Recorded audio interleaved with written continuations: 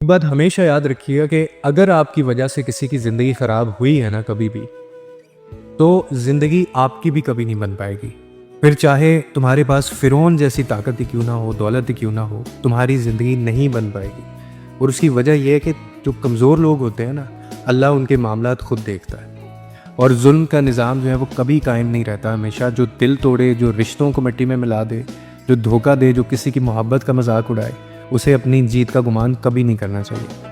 کیونکہ دنیا کے قانون سے تو ہو سکتا ہے آپ بچ جائیں گے، لیکن اللہ کے انصاف سے آپ کبھی بچ نہیں پائیں گے. اور محبت اور جذبات کا جو دکھ ہوتا ہے نا، یہ کہتے ہیں سب سے بڑا ظلم ہے اگر آپ کسی کو دیں. اور ظلم کی سزا ہر صورت ملتی ہے، چاہے دیر سے ملے مگر ملے گی ضرور. کمزور لوگ صرف دنیا کی نظر میں کمزور ہوتے ہیں، مگر اللہ کے نزدیک ان کا درجہ سب سے اونچا ہوتا ہے.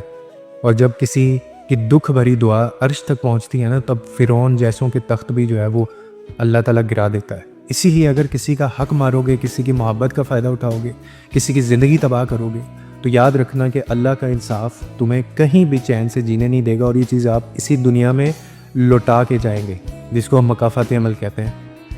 اور اس میں سب سے بڑا جو ظلم ہے، سب سے بڑا جو اللہ کے نزدیک پسندیدہ جو نہیں کیا جاتا، وہ ہے کہ آپ کسی انسان کے دل سے کھیلیں. آپ اس کو تکلیف میں آپ مبتلا کرتے ہیں، تو آپ کی زندگی بھی کبھی بن نہیں پائے گی.